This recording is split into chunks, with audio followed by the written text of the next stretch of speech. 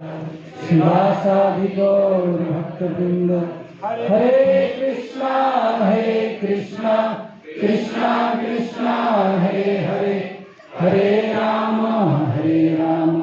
राम राम हरे हरे। हरे कृष्णा कृष्णा कृष्णा हरे हरे, हरे राम राम राम हरे हरे।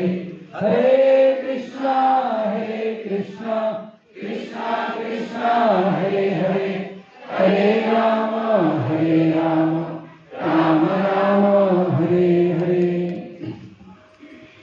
मूकं करोति वाचालं पङ्गुं लङ्घयते गिरिं यत्कृपातमहं वन्दे श्रीगुरुं दीनतारिणं श्रीचैतन्य ईश्वरं परमानन्दमाधवम्।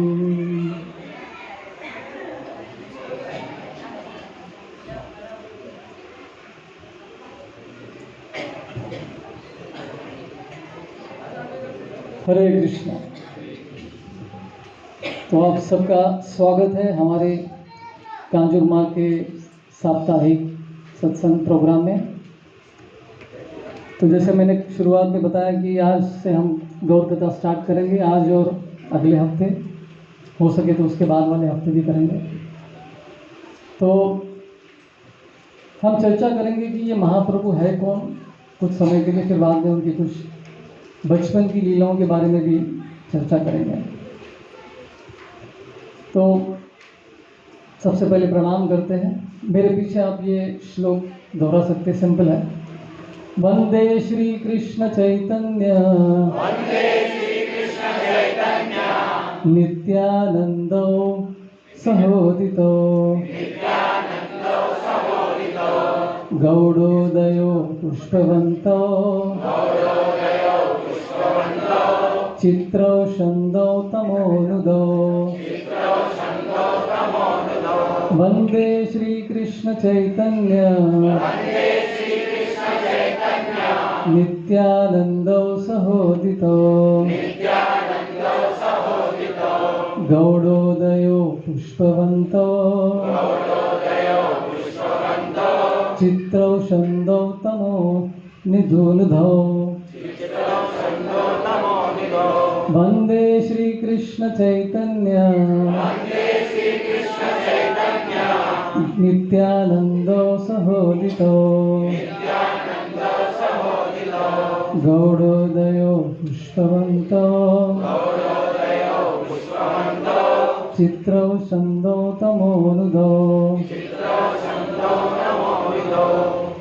ये सुंदर सा श्लोक है। इसमें बताया गया है कि कैसे आकाश में एक साथ चंद्र और सूर्य दोनों भी आ गए। ऐसा संभव नहीं होता है, चंद्र आता है तो सूर्य नहीं होते, सूर्य आते तो चंद्र नहीं होते। लेकिन इस श्लोक में बताया है कि कैसे एक साथ सूर्य और चंद्र दोनों, ये दोनों कौन है? निताय गौर चंद्र।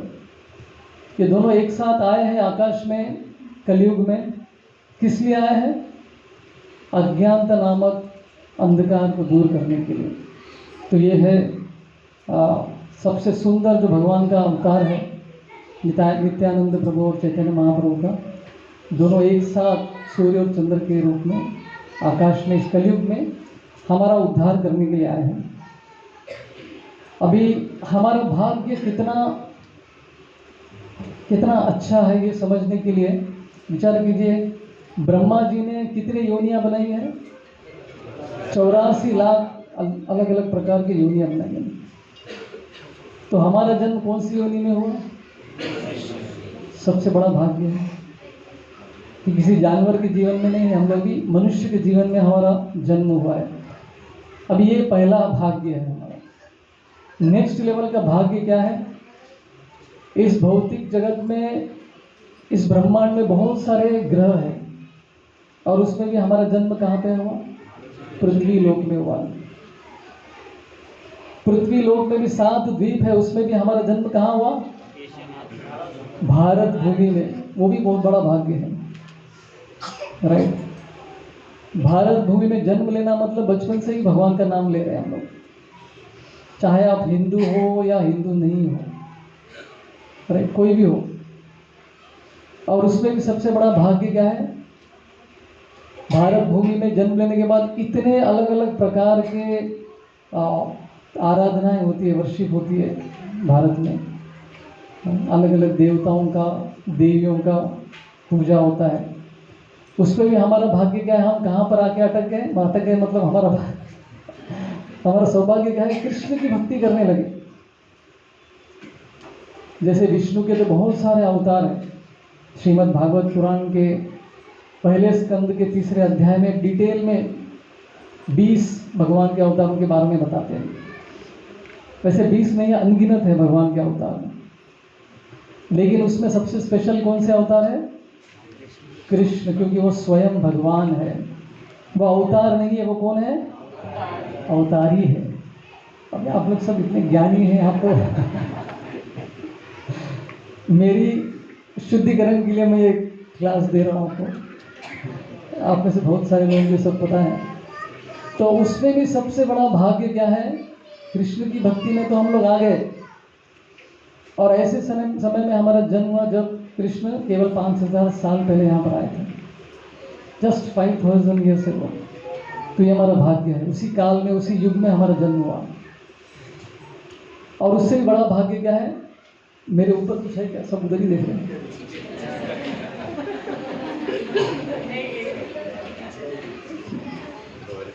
भौतिक जगत में छोटा भी डिस्ट्रैक्शन होता है तो बस ध्यान पूरा उधर ही जाता है।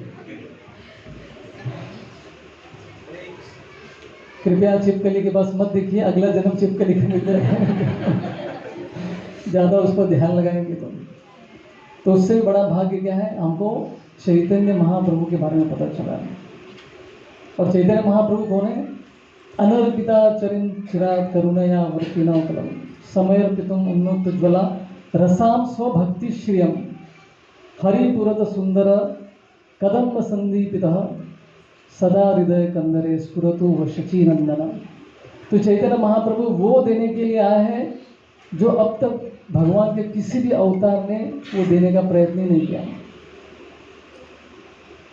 बहुत सारे विष्णु के अवतार हैं, उन्होंने सबको वैकुंठ प्रदान किया, मोक्ष प्रदान किया वैकुंठ जाने के लिए। लेकिन चैतन्य महाप्रभु ऐसा देने के लिए है जो अभी तक किसी अवतार ने चेष्टा नहीं की देने की। वो क्या है, कृष्ण प्रेम। ये बहुत रेयर है, इतना रेयर है कि पूछो मत। जैसे मैंने स्टार्ट किया 84 लाख की योनि में हमारा मनुष्य योनि में जन्म हुआ, उसके ऊपर भी हमारा जन्म पृथ्वी लोक में हुआ, फिर भारत भूमि में हुआ। उसके बाद और एक भाग्य है, हम इस्कॉन से जुड़े हैं।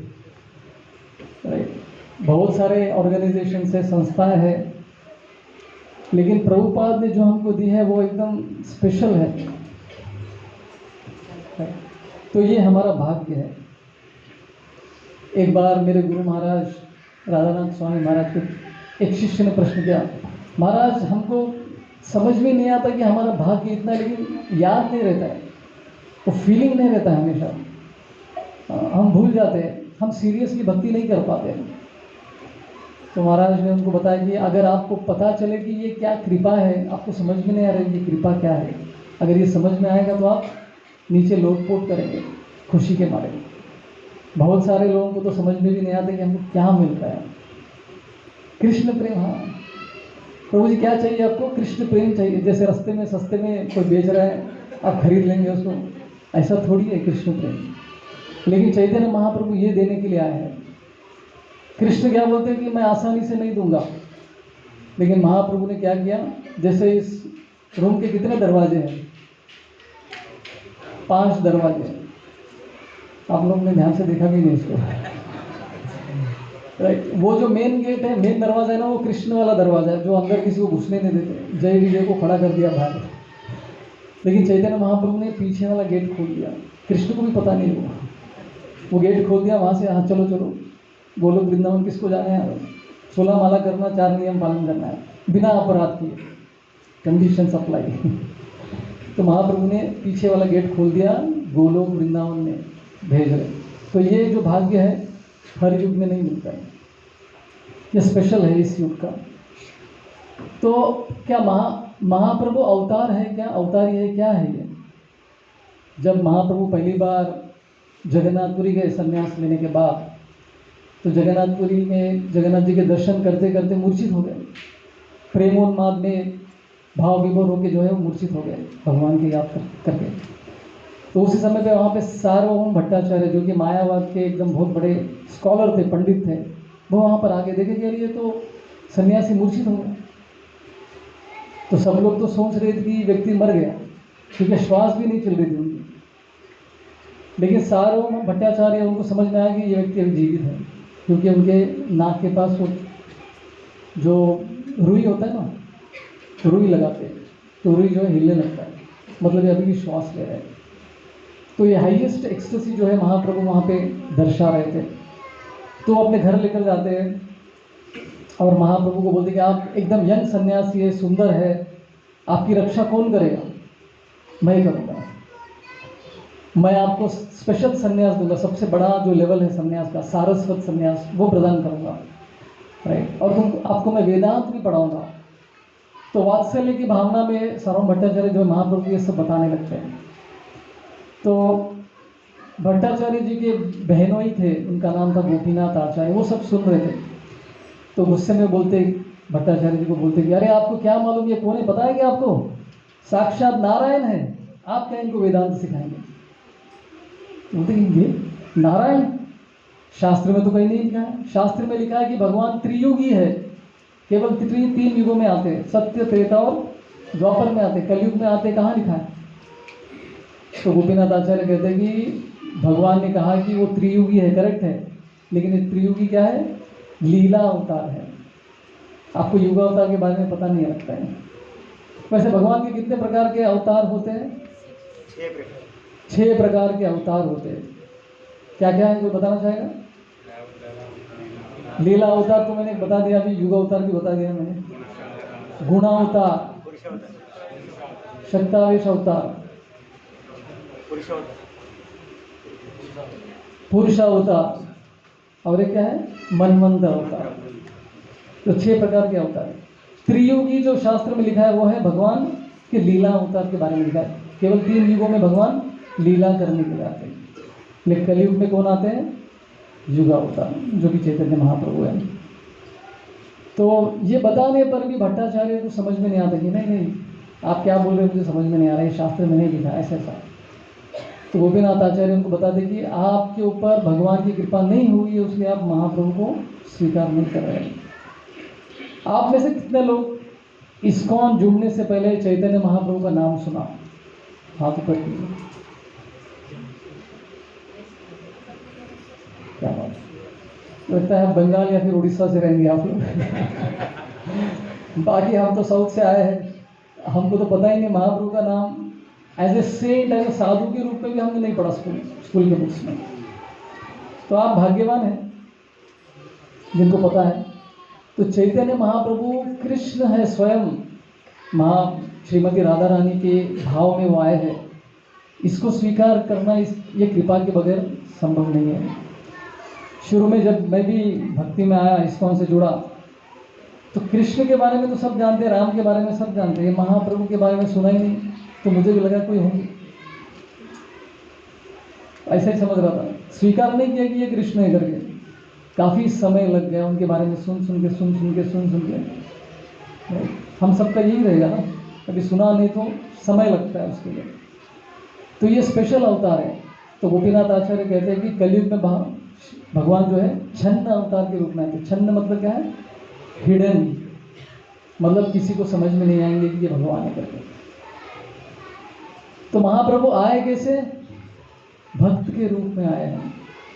द्वारका में द्वापर युग की कहानी है। तो कृष्ण अपने महल में घूम रहे थे, घूमते घूमते अपनी छवि को देख लिया उन्होंने और सोचने लगे कि ये सुंदर व्यक्ति कौन है। जैसे हम भी आईने के सामने जाके ऐसे सोचते हैं ना, अरे ये सुंदर कौन है करके, हम खुद को नहीं भी है तो हम लोग सोचते हैं ऐसा। लेकिन कृष्ण जो है एक्चुअल में सुंदर व्यक्ति है, सबसे सुंदर है। तो वो अपने ही छवि से आकर्षित हो गए। तो तब उनके मन में विचार आया कि शायद मेरे जो भक्त हैं मेरे चरणों के पीछे क्यों पड़ रहे थे। भगवान के चरणों में हमको शरण लेनी चाहिए। भगवान के चरणों में बहुत पावर होता है। तो कृष्ण सोचते थे ऐसी क्या शक्ति है मेरे पैरों में, मुझे ही मालूम नहीं। अगर कृष्ण में कोई कमी है तो एक कमी है, देखो भगवान होते हुए उनके अंदर एक कमी हो सकती है। वो कमी क्या है? वो अपने बारे में नहीं जानते, अपनी महानता के बारे में वो खुद नहीं जानते। और उनकी भक्ति करने से जो हमको जो प्रेम और उन्माद मिलता है, जो भावनाएं उत्पन्न होती है हृदय में, उसका आस्वादन अभी तक कृष्ण ने भी नहीं किया था। उनको भी पता नहीं कि क्या होता है। तो विचार करने लगे कि शायद उसलिए श्रीमती राधा रानी को मेरी भक्ति में मुझसे ज़्यादा आनंद मिलता है। कृष्ण से भी ज़्यादा आनंद किसको मिलता है? राधा रानी को। किसकी सेवा करके? कृष्ण की सेवा करके। देखो ये अलग ही साइंस है, ये अलग ही मैथमेटिक्स है ये। तो कृष्ण के मन में भी विचार है कि मुझे भी आस्वादन करना है मेरे भक्ति का। तो उसने निश्चय किया कि मैं आगे जाकर भक्त के रूप में मैं अवतार लूँगा। तो कृष्ण निश्चय करते हैं। तो वही कृष्ण जो है चैतन्य महाप्रभु बन के आए। श्रीमती राधा रानी के हृदय में जो प्रेम है उसका स्वाद चखने के लिए महाप्रभु अपने ही भक्त के रूप में आए। तो यह है चैतन्य महाप्रभु। लेकिन मूड किसके मूड में आया है? श्रीमती राधा रानी के मूड में आया है। राइट। तो ये अवतार भगवान का हिडन है, मतलब कोई समझ नहीं पाएगा। तो जब भी कोई भक्त चैतन्य महाप्रभु को आप स्वयं नारायण है, आप भगवान है, आप विष्णु है बोलते हो, ऐसा बोलने पर महाप्रभु कान बंद करते थे, विष्णु विष्णु विष्णु करके करते थे कि ऐसा मत बोलो, मैं तो भक्त, आप अपराध कर रहे हो, मैं तो कृष्ण का भक्त हूँ, कृष्ण का भक्त बनने का प्रयत्न कर रहा हूँ। तो इस तरह से महाप्रभु जो है स्पेशल अवतार है, गोल्डन अवतार कहते हैं। अभी महाप्रभु के जन्म से पहले स्थिति क्या थी नवद्वीप में, उसकी चर्चा करते हैं। तो नवद्वीप जो है पूरे विश्व में एक शिक्षा का केंद्र था उस समय पे।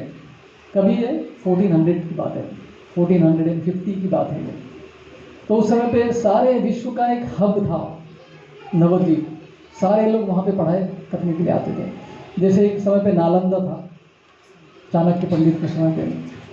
तो 500 साल पहले नवद्वीप भी ऐसी जगह थी। वहाँ पे बड़े बड़े स्कॉलर, बड़े बड़े पंडित वहाँ पे रहते थे। राइट। अभी आज के ज़माने में कोई व्यक्ति अगर सबसे स्मार्ट है, ग्रेट है, तो उसके लक्षण क्या है? दिखने में सुंदर, बड़े बड़े बाल, लंबे बाल, 6 पैक वगैरह वगैरह। तो ये आदमी जो हीरो है, ग्रेट है आज के ज़माने में। लेकिन 500 साल पहले ग्रेटनेस इसका मेजर कैसे करते थे? सबसे बड़ा स्कॉलर कौन है, पंडित कौन है, संस्कृत में पंडित कौन है, तो उसके ऊपर वो सब निर्धारित था कि कौन सबसे महान है। और नवद्वीप में जो भी लोग रहते थे, हजारों हजारों संख्या में जो है वहाँ पे स्कॉलर्स थे। और सबके पास बहुत धन भी था, बहुत पैसा था, बहुत पैसे वाले थे। भारत को सोने की चिड़िया कहते थे। राइट। इंडिया में बहुत धन था उस समय पे। तो लेकिन किसी को भी भगवान की भक्ति में रुचि नहीं थी। संस्कृत में स्कॉलर थे, पंडित थे, बहुत धन था, शादियों में इतना पैसा खर्च करते थे, लाखों लाखों रुपये पैसे जो है खर्च करते थे शादियों में। यहाँ तक कि अगर किसी को बच्चे नहीं होते थे, गुड्डा गुड्डी की शादी करते थे। इतना मतलब इंद्र तृप्ति में लगे हुए थे। किसी को कृष्ण भक्ति में कोई रुचि नहीं थी। तो ऐसी स्थिति को देखकर उस समय पे जो भी भगवान के भक्त थे, जैसे अद्वैत आचार्य, श्रीवास ठाकुर के 3 भाई, ये सभी लोग जो है चिंतित रहते थे कि ऐसे लोगों का उद्धार कैसे होगा। तो फिर अद्वैत आचार्य ने क्या किया? पुकारा उन्होंने भगवान को, प्लीज आप आइए और इनका उद्धार कीजिए। नौ विचार कीजिए, अद्वैत आचार्य कौन है? स्वयं महाविष्णु है। महाविष्णु, कारणोदक्षाई विष्णु और शंभु, शिव जी का दोनों का कॉम्बिनेशन अवतार है वो। अभी सदाशिव, महाविष्णु ऐसे बोल रहे हैं कि मैं कुछ नहीं कर सकता कलयुग के लोगों का, भगवान कृष्ण आपको ही आना पड़ेगा यहाँ पे। देखो, तो हम लोग भी थोड़ा बहुत यहाँ पे प्रचार करते हैं, हम सोचते कि सबको भक्त बना देंगे। लेकिन अद्वैत आचार्य जी को देखिए, वो बोले कि मैं कुछ नहीं कर पा रहा हूँ, आपको ही आना पड़ेगा कृष्ण। तो भगवान को पुकारने लगे। राइट। अपने शालिग्राम शिला की सेवा करने लगे। गंगा जल चढ़ाने लगे और कृष्ण को, वो और हरिदास ठाकुर दोनों मिलके भगवान को पुकारने लगे, प्लीज आइए इनका उद्धार कीजिए करके। तो इनकी पुकार सुन के जो है महाप्रभु अवतारित हुए। तो ये बैकग्राउंड है। तो महाप्रभु का जन्म कभी हो? सबसे पहले उनके माता पिता का नाम क्या है? जगन्नाथ मिश्रा और शची देवी। तो जगन्नाथ मिश्रा शची देवी के 8 पुत्रियां हुई थी और 8 के 8 जो है मर गए, बचपन में ही उनकी मृत्यु हो गई। राइट।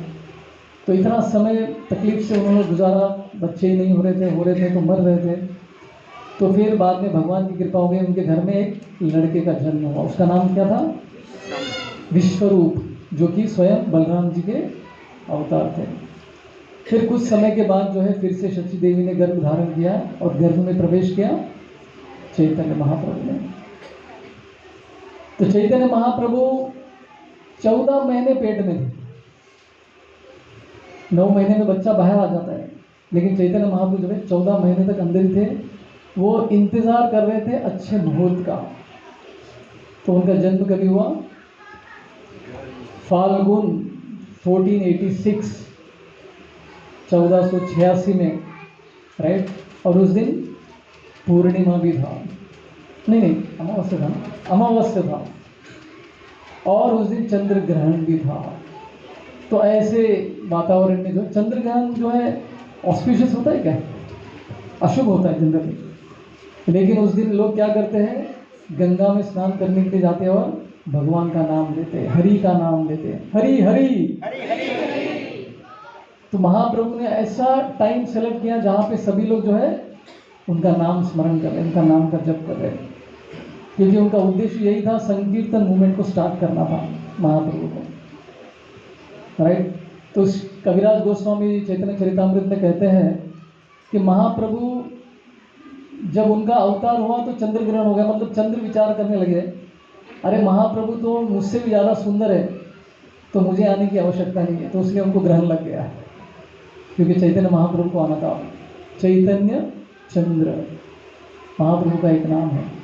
तो इस तरह से चैतन्य महाप्रभु का जब जन्म हुआ उस दिन हिंदू जो भी नहीं है, नॉन हिंदू, सभी लोग जो है हरि हरि बोलने लगे। क्या बोलने लगे? हरि हरि। तो ऐसे ऑस्पिशियस शुभ वातावरण में जो है चैतन्य महाप्रभु अवतरित हुए।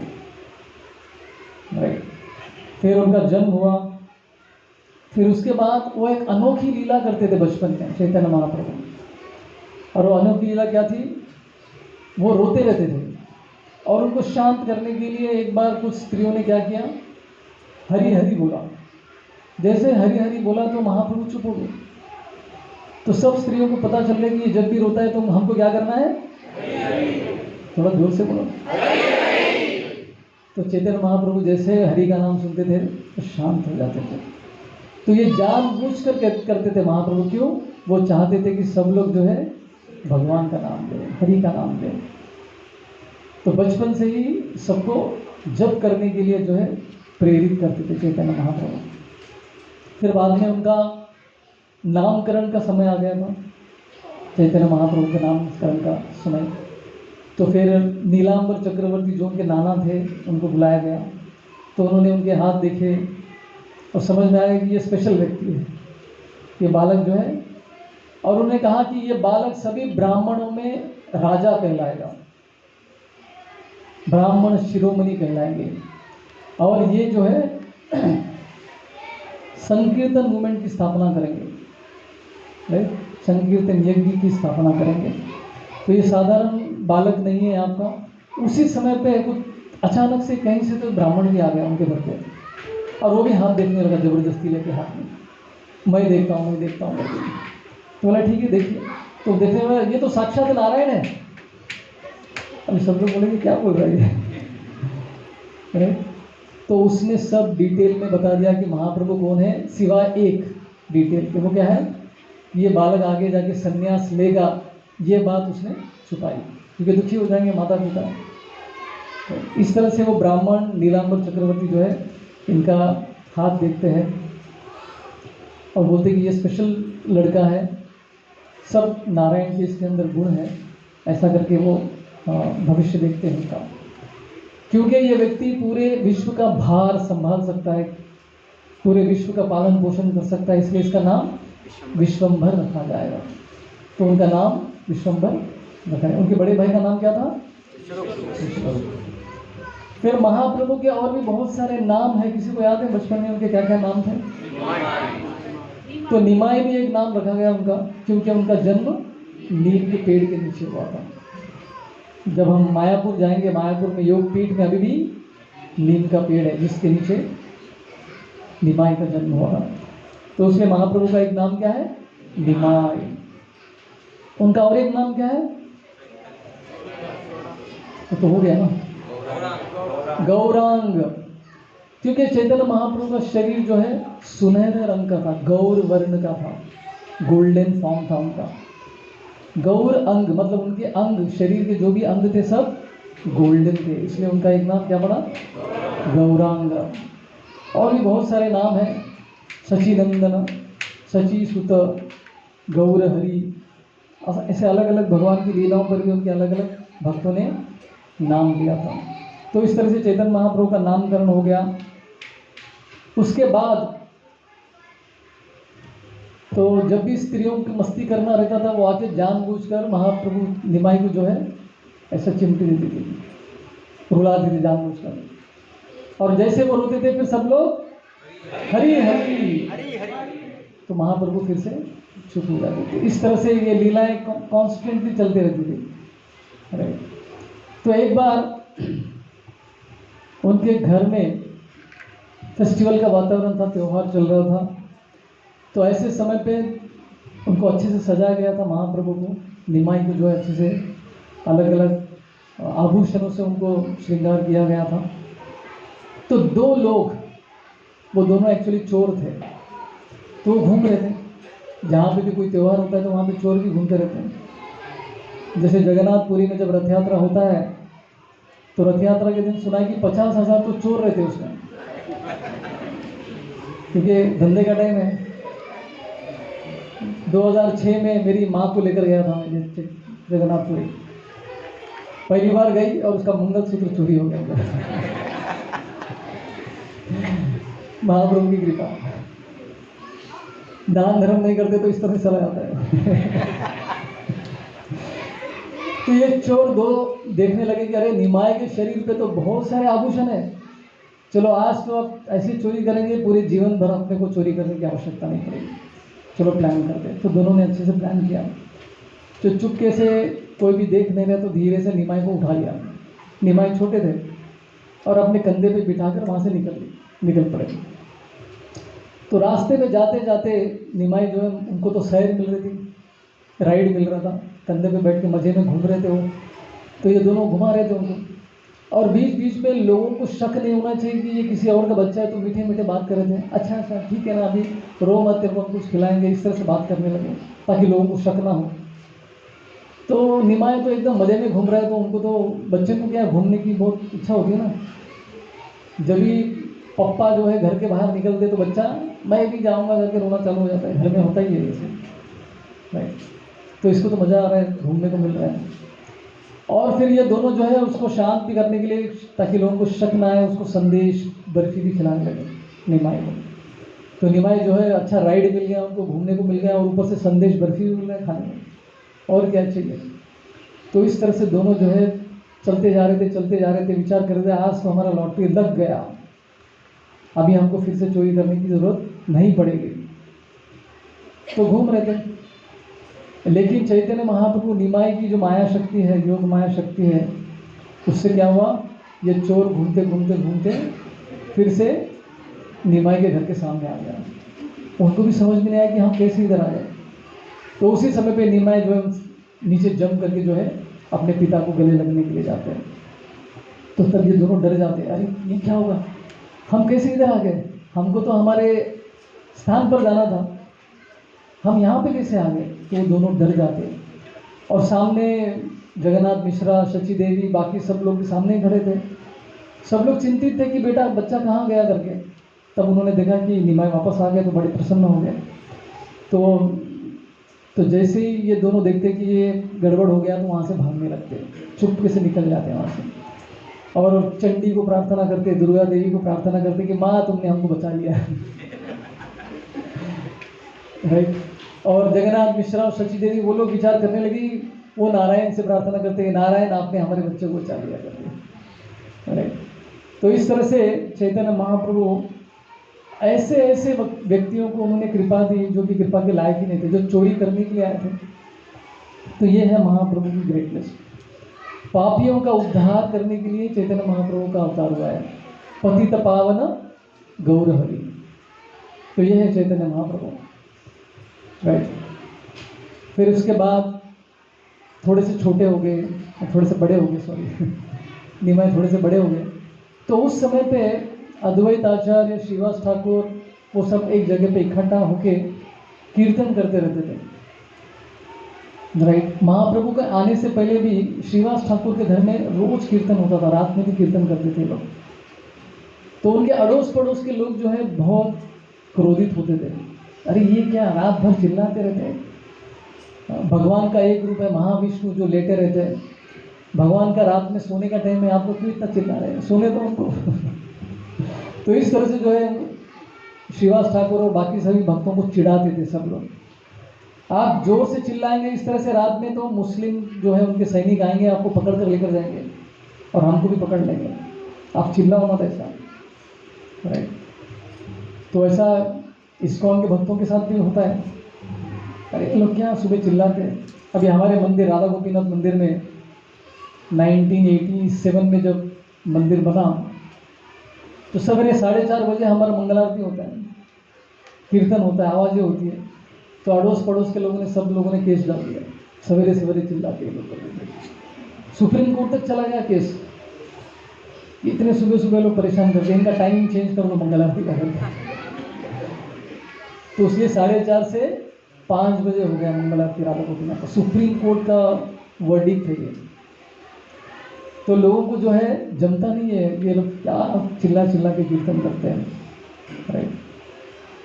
तो इस तरह से श्रीवास ठाकुर को भी ये लोग सब लोग क्रोधित भावना से देखते थे कि ये लोग क्या रात भर, तब महाप्रभु का अवतार नहीं हुआ था, उससे पहले की बात है। महाप्रभु आने के बाद भी अद्वैत आचार्य अपने घर में बाकी सब भक्तों के साथ 3 चीज़ें करते थे।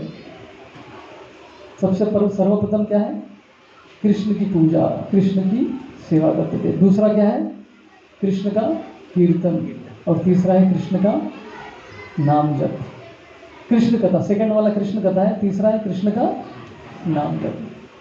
तो इस्कॉन का जो मूवमेंट है, जो संस्था है, ये 3 चीज़ों पर आधारित है। सबसे पहले क्या है, कृष्ण की पूजा, कृष्ण की सेवा, और दूसरा है कृष्ण कथा, और तीसरा है कृष्ण कीर्तन, नाम जप। आप लोग सोच रहे कि प्रभु चौथा भी है प्रसाद, कैसे भूल गए आप। तो इस्कॉन में प्रसाद तो रहता ही है, क्रिश्चियन रिलीजन है इस्कॉन, तो उसको तो ऐड करने की आवश्यकता नहीं है। तो इस तरह से ये 3 चीज़ें अद्वैताचार्य, श्रीवास ठाकुर और बाकी सब लोग भक्त करते थे, और उसमें शामिल होते थे निमाय के बड़े भाई विश्वरूप। तो एक बार निमाय छोटे से थे, तो उनकी माँ ने बोला कि जाओ भैया को बुला के लेके आओ। तो अद्वैत आचार्य के घर पे निमाय जाते विश्वरूप अपने भाई को बुलाने के लिए। तो उस समय पे लोग कथा कीर्तन करते रहते। जब अद्वैत आचार्य इस लड़के को देखते हैं, पहली बार निमाय को देखते हैं, उनके मन में आकर्षण हो जाता है, अरे कौन है बच्चा इतना आकर्षित है।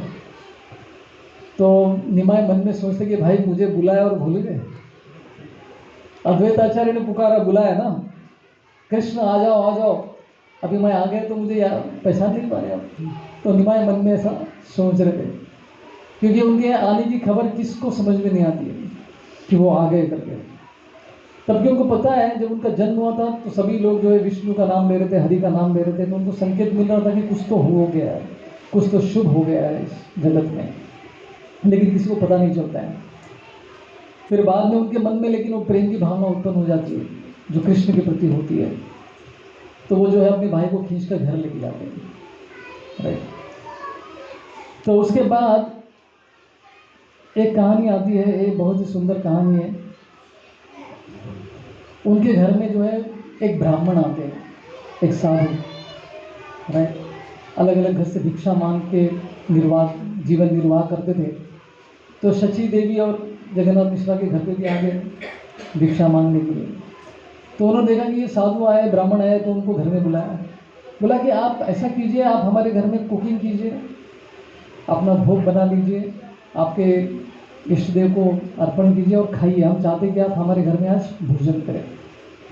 तो ब्राह्मण बोलता है देखो मैं कंद मूल फल फूल खाने वाला व्यक्ति हूँ, मुझे तो ये बाकी सब की आवश्यकता नहीं है, मेरा चलता है। बोलते नहीं नहीं, हमारी इच्छा है कि आप प्लीज़ हमारे घर में आके कुछ बना के खाएं। तो उस समय में ब्राह्मण जो है किसी के घर में जाते तो खुद बना के खाते थे, दूसरे के हाथ का बना नहीं खाते थे, ऐसे भी स्ट्रिक्ट ब्राह्मण होते थे। तो उनके प्रेम की भावना को देखकर ब्राह्मण ने स्वीकार कर दिया, ठीक है करते हैं। तो घर में आए, उनके घर में जगन्नाथ मिश्रा जी ने पूरा अपना किचन वगैरह साफ करके उनको दे दिया, आप बना लीजिए। तो अपना भोग बना लिया उन्होंने, राइस दाल सब्जी कुछ तो बना लिया। तो बनाने के बाद भोग लगाने का समय आ गया था। तो उनके पास एक गोपाल की मूर्ति थी छोटी सी, तो गोपाल जी के सामने भोग लगा दिया और आंखें बंद करके जो प्रार्थना करने लगे, गोपाल आप आकर स्वीकार कीजिए। नमो ब्रह्मण्य देवाय गो ब्राह्मण हिताय च जगद्धिताय कृष्णाय गोविंदाय नमो नमः। तो इस तरह से प्रार्थना करने लगे, गोपाल आप भोग स्वीकार कीजिए करके। तो उतने में सामने निमाय आ गया और उसने क्या किया, उनके भोग में हाथ डाल के खाने लगे।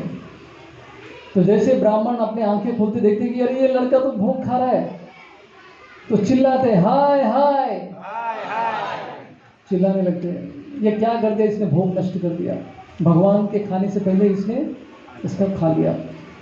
तो बोलते कि अभी मैं ये भगवान को भोग नहीं लगा सकता और मैं भी खा नहीं सकता।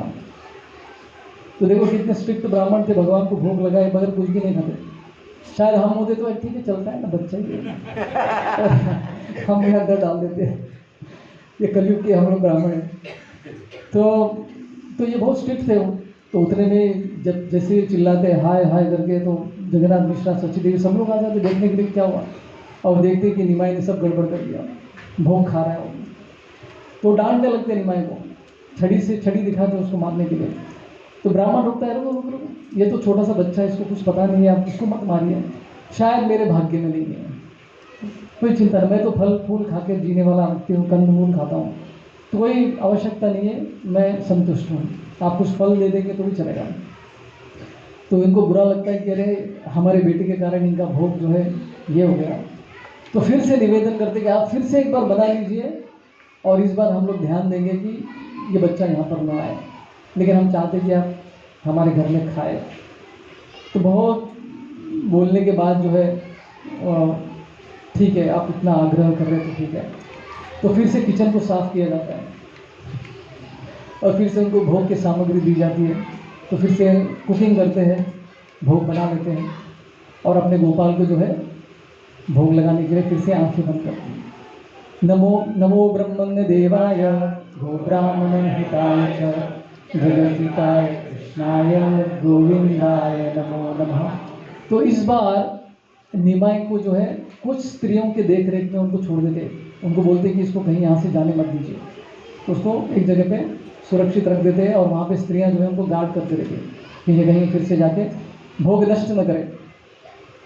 तो लेकिन फिर भी पता नहीं उनको चकमा देकर फिर से निमाई यहाँ पर आ जाता है और जैसे आंखें खोलता है ब्राह्मण तो देखते हैं कि फिर से ये भोग निमाई खा रहा है, फिर से चिल्लाते हैं हाय हाय हाय हाय, ये क्या हो गया, फिर से भोग नष्ट कर दिया।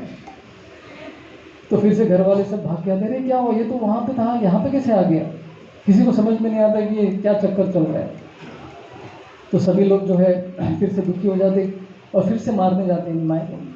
तो ब्राह्मण जो है रोकता, मत मारो, ये बालक है, इसको पता नहीं है, मैंने कहा ना कि मेरे भाग्य में नहीं है, आप जबरदस्ती मुझे क्यों खिला रहे हैं, फल फूल से मैं संतुष्ट हूँ। तो ऐसा करके वो जाने की तैयारी में रहते, इतने में वहाँ पे विश्वरूप आ जाते, उनके बड़े भाई आ जाते। तो जैसे ब्राह्मण विश्वरूप को देखते हैं, उनकी सुंदर मुख को देखते हैं कि अरे ये कितना तेजस्वी लड़का है, आकर्षित हो जाते हैं उसके प्रति। तो विश्वरूप देखता है, समझ में आता है कि क्या गड़बड़ चल रहा है। तो बोलते कि मेरे भाई की वजह से आपको तकलीफ हुई है, क्षमा कीजिए, लेकिन मैं आश्वासन देता हूँ आप फिर से एक बार कुकिंग कीजिए, अभी ये कुकिंग का पहला कुकिंग चालू हुआ था शाम में 7 बजे, अभी रात के 12 बज रहे हैं।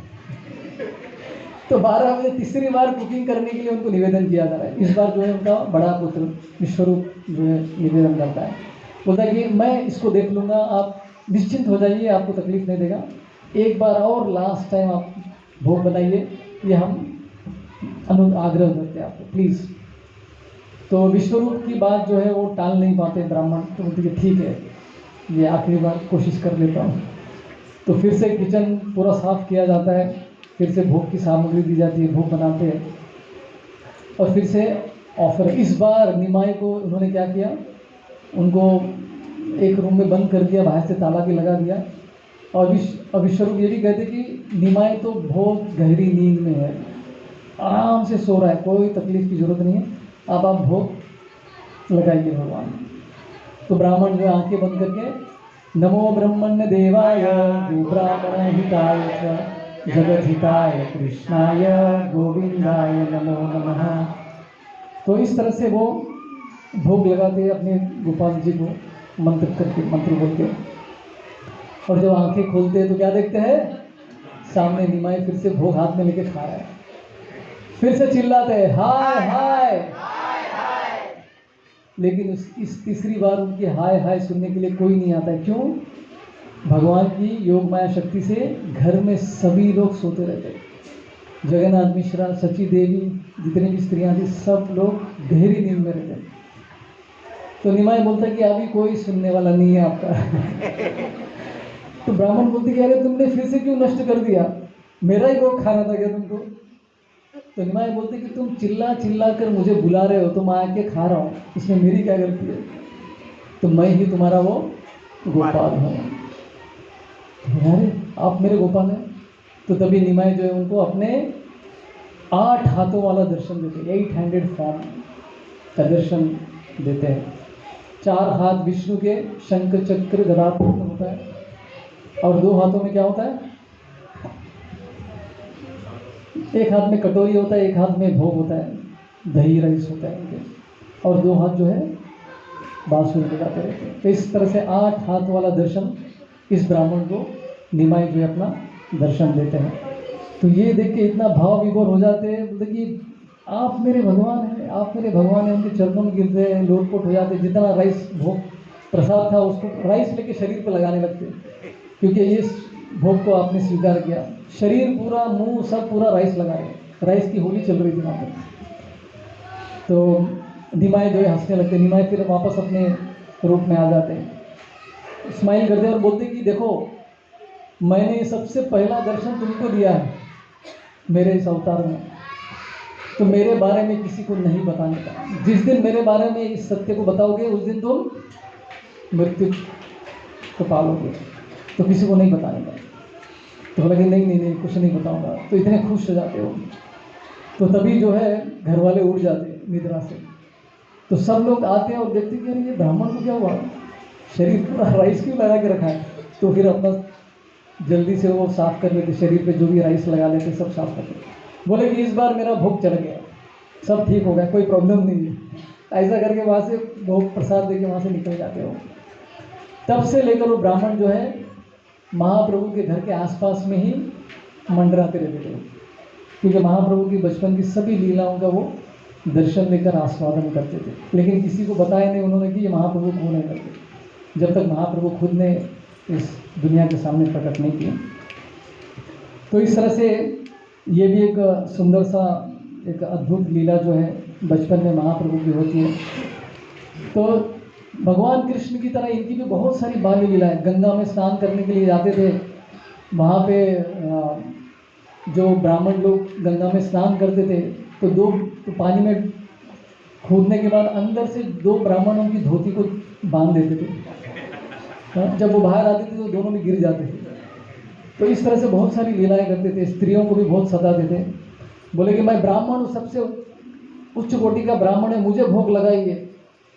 बोला नहीं नहीं तुमको नहीं, हम तो माता को लगाने के लिए आए। तो बोले कि मुझे नहीं चढ़ाओगे तो तुमको बुढ़ा मिलेगा शादी में। तो इस तरह से जो यंग स्त्रियां थी उनको वो डराते थे। सब लोग डर के हमारे उनको अपना भोग देते थे, क्योंकि वो शादी किसी बुढ़े से नहीं करना चाहते थे। तो इस तरह से बचपन में बहुत सारी उनकी लीलाएं होती थी। तो एक दिन अचानक से विश्वरूप जो है हर दिन अद्वैत आचार्य के पास जाते थे और कथा कीर्तन में भाग लेते थे। एक दिन अचानक से जो है घर छोड़ के निकल जाते, घर बार सब छोड़ के संन्यास लेके निकल जाते, राइट। तो जगन्नाथ मिश्रा और शची देवी बहुत दुखी हो जाते हैं कि हमारा बेटा जो है चला गया, संन्यास लेकर चला गया घर से, राइट। तो बाद में उनका पूरा प्रेम जो है निमाई के प्रति जो है केंद्रित हो गया था, राइट। तो जगन्नाथ मिश्रा डर रहे थे कि अगर ये भी पढ़ लिख के बड़ा हो जाएगा, पढ़ लिख के विद्वान बन जाएगा, तो पता नहीं ये भी सब छोड़ छाड़ के जाएगा। तो फिर जगन्नाथ मिश्रा ने निमाई का स्कूल बंद कर दिया, कल से स्कूल नहीं जाएगा, तो उसका उनका स्कूल ही बंद कर दिया। तो घर में बैठ के शैतानी बढ़ गई उनकी, राइट। एक दिन जो है पहले ज़माने में जो घर में भोग बनाते थे वो मटके में बनाते थे, आज के जैसे वो एल्यूमिनियम के वेजल्स, स्टील के वेजल्स में थे, मटके में भोजन बनाते थे। तो भोजन बनाने के बाद मटके को फेंक दिया जाता था, फिर से वापस उसको यूज़ नहीं कर सकते थे। ऐसा बहुत सारा ढेर जो है मटकों का, टूटा हुआ मटके सब गिरा हुआ था, उसका पहाड़ बन गया था। तो निमाई जो है उस पहाड़ के ढेर पे बैठ के जो है उधर बैठ के मजा कर रहा था। तो सची देवी देख के बोलती कि अरे निमाई तुम ऐसा क्यों कर रहे हो, ये सब झूठा है, इस पे क्यों बैठे हो, मूची है ये, अपशकुन है, ऐसा नहीं बैठने का। बोला नहीं इसमें क्या प्रॉब्लम है, आप मुझे कैसे मालूम ये गलत है करके, आप मुझे स्कूल भेज ही नहीं रहे तो मुझे कैसे पता चलेगा क्या सही है क्या गलत है। तो इस तरह से जो माँ से वार्तालाप करता है। तो शची देवी बोलती है देखो भाई ये घर में रहेगा तो निखट्टू बन जाएगा, ऐसे गड़बड़ करता रहेगा, इसको स्कूल भेज दो। तो फिर से उसको स्कूल भेजा जाता है। तो इस तरह से बचपन में वो बहुत सारी ऐसी उनकी लीला है। बाद में वो जो थोड़े से बड़े हो गए, युवक बन गए, तो निमाई पंडित के नाम से विख्यात हो गए। संस्कृत में बहुत बड़े स्कॉलर बन गए, किसी को भी हरा सकते थे, राइट। तो लेकिन भक्त लोग जितने भी थे वहाँ पे नवद्वीप में, श्रीवास ठाकुर, मुरारी गुप्ता, मुकुंद दत्त, ये सब लोग निमाई पंडित को देख के सोचते थे कि अगर ये भक्त बन जाए कृष्ण का तो कितना अच्छा होगा। कभी कभी हम भी सोचते ना अपने घर वालों को लेकर, अरे मेरा भाई, मेरे पिता भक्त बन गए तो कितना अच्छा होगा। तो इस तरह से भक्त के समूह में सभी लोग ये सोचते कि अगर ये स्कॉलर निमाई कृष्ण का भक्त बन जाएगा तो कितना अच्छा होगा। सब लोग जो है प्रार्थना करते थे, लेकिन निमाई जो है कृष्ण की भक्ति नहीं करते थे, संस्कृत के विद्वान थे, बस सबको हराते थे वाद विवाद में। तो एक बार उनके गांव में एक बहुत बड़े दिग्विजय पंडित आते हैं, उनका नाम था केशव कश्मीरी, कश्मीर से आते। हमारे घर में भी कश्मीरी मिर्ची होती है खाने में यूज़ करते, लेकिन ये कश्मीरी पंडित थे, केशव कश्मीरी थे। तो वो बड़े बैंड बाजा के साथ घूमते थे, बोले कि मेरे साथ कौन विवाद विवाद करेगा, डिबेट कौन करेगा, सबको ललकारते थे। तो सब लोग डर जाते थे क्योंकि बहुत सारे लोग हार गए थे। तो एक दिन ये पंडित जो है इनके गांव में आते, नवद्वीप में आते, सबको पता चलता है कि ऐसा केशव कश्मीरी हमारे गांव में आ रहा है, अभी इसके साथ कौन डिबेट करेगा। सब लोग डर जाते हैं, तो किसी को समझ में नहीं आता है। सब लोग विचार करते हैं कि अगर निमाई पंडित से मिल जाए तो ठीक है, ये वो देख लेगा, राइट, हम तक वो नहीं आएगा। तो निमाई पंडित जो है अपना एक स्कूल चलाते थे, संस्कृत ग्रामर का, व्याकरण का स्कूल चलाते थे, बच्चों को पढ़ाते थे। तो केशव कश्मीरी जो है एक बार वहाँ पर आते हैं और उनके सामने निमाई पंडित, दोनों एक दूसरे के सामने आ गए। तो बोलते कि तुम कौन हो। मैं केशव कश्मीरी पंडित हूँ, संस्कृत का विद्वान हूँ। तो मैं देख रहा हूँ कि आपके गांव में कोई है जो मेरे साथ चैलेंज कर सकता है, मेरे साथ वाद विवाद डिबेट कर सकता है, कोई है यहाँ पे, कोई है माइकालाल तो ऐसा घूमते रहते थे। तो देखो आप तो बहुत बड़े पंडित हैं, हम तो साधारण लोग हैं, महाप्रभु की विनम्रता देखने को मिलती है यहाँ पर। तो बोले ठीक है, आप ऐसा काम कीजिए, आप बताइए आप क्या कर सकते हैं, आपकी अद्भुत किस में है, आपका स्पेशलिटी, एक्सपर्टीज किस में है। तो केशव कश्मीर जो है खड़े खड़े 100 श्लोक वहीं पे बना देता है, गंगा देवी के स्तुति में 100 श्लोका, न्यू फ्रेश श्लोका जो है फटाफट तेजी के साथ बोलते। तो निमाय जो है सुनते हैं, ध्यान से सुनते हैं। सुनने के बाद फिर केशव कश्मीर बोलते कैसा लगा? बोला बहुत अद्भुत है, लेकिन बहुत सारे श्लोक में गड़बड़ भी है। तो पहले तो केशव कश्मीरी को शौक लगता है, मैंने ये 100 श्लोक जो है एक क्या बोलते हैं आंधी की स्पीड में मैंने बोला, लेकिन तुमको कैसे पता चला कि ये श्लोक में गड़बड़ है, वो श्लोक में तुमको कैसे याद है? तो बोला कि जैसे आपको भगवान की कृपा प्राप्त हुई है श्लोक ये करने की, उसी तरह से भगवान ने मुझे भी स्मरण की शक्ति दी है। आपके पूरे 100 के 100 श्लोक मुझे स्मरण है, इतने तेज़ी से बोलने के बाद भी। तो बोलते कि आपका वो 60वां जो श्लोक था ना, उसमें वो छंद में कुछ गड़बड़ है। तो वो शॉक हो जाता है कि पहली बार ऐसा कोई मिला है मेरे से भी पावरफुल। तो मन में विचार करता है कि थोड़ा सा टेंशन में आ जाता है, वो डिप्रेशन में चला जाता है। तो निमाय पंडित को समझ में आता है कि ये थोड़ा दुखी हो गया अंदर से। बोले कि ठीक है, देखो आप बहुत बड़े पंडित हैं, आप ऐसा कीजिए, आप अभी थोड़ा थक गए होंगे, आप घर जाइए, घर जाने के बाद कल हम फिर मिलते, कोई प्रॉब्लम नहीं। उसको प्रेम से जो है घर भेज देते। तो केशव कश्मीरी जो है अपने घर आता है, घर आने के बाद उसको नींद नहीं आती। पहली बार ऐसा हुआ कि कोई छोटा सा बालक युवक मुझे चैलेंज कर रहा है। तो कैसे तो झपकी लग जाती है, और झपकी लगती है तो स्वप्न में उनके माता सरस्वती आती है। और सरस्वती माता आके केशव कश्मीरी को बोलती कि अरे आपने किसके साथ पंगा लिया? ये तो मेरे स्वामी हैं जिसके साथ आपने पंगा लिया। साक्षात कृष्ण है, मेरे स्वामी है वो, उनसे आप कभी नहीं जीत पाएंगे। आप ऐसा करो, कल जाओ उनके शरण में और उनसे माफ़ी मांगो, उनका शरण लो। तो माता सरस्वती जो है उनको स्वप्न में आके इससे बता देती है। तो अगले दिन आते वो भागते हुए आते निमाई से मिलने के लिए, और बोलते कि निमाय पंडित मैं आपकी शरण लेना चाहता हूँ, मुझे पढ़ाइए व्याकरण, मैं जानता हूँ आप कौन है।